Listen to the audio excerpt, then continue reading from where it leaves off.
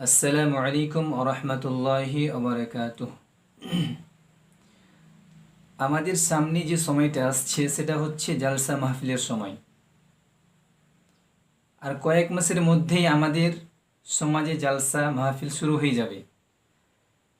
কিছু কিছু আলেম রয়েছে যারা হয়তো জালসা মাহফিলে গান বলে, সুর তাল দিয়ে দান কালেকশন করে, অনেকে আছে গীত বলে। এ সমস্ত আলেম যারা আছেন তাদের ব্যাপারে অন্য আলেমরা কি বলছেন, যে নাম ধরে ধরে বলছেন যে অমুক আলেম এ করে, অমুক আলেম এ করে, অমুক আলেম গান বলে, অমুক আলেম গীত বলে। এ সমস্ত জিনিসগুলো বলে কি করে আর কি, তার গীবত করে। দেখুন, এটা একটা গীবত হয়ে যাচ্ছে, এটা একটা গীবত হয়ে যাচ্ছে এবং অনেক গুনাহ হবে গীবত করলে। তো যারা এ সমস্ত কথা বলছেন, আমি আপনাদের মতামত জানতে চাই যে তারা কি তাদের সঙ্গে সাক্ষাৎ করে না, তাদের সাথে কি সাক্ষাৎ হয় না তাদের? তারাও জালসা মাহফিল করে, ওরাও জালসা মাহফিল করে।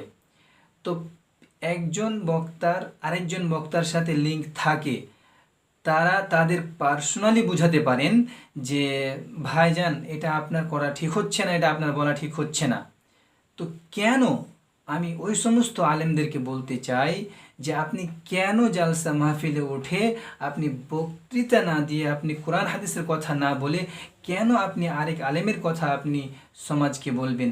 কেন আপনি আরেক আলেমের দুর্নাম করবেন? কেন আপনি আরেক আলেমের বদনাম করবেন?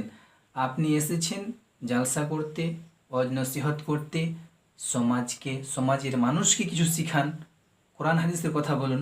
আপনি কেন আরেক আলেমের গীবত করবেন? কেন আরেক আলেমের বদনাম করবেন?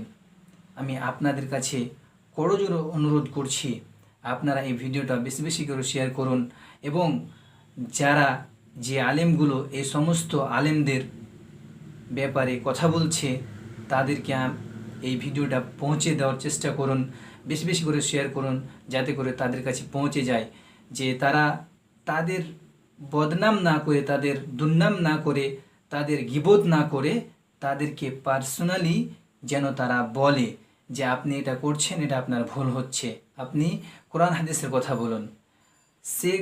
সে গীত গজল বলে, সে সুর তাল মিলিয়ে যে ভুলটা করছে, তার চেয়ে আপনি আরও অনেক বড় ভুল করছেন। কেন?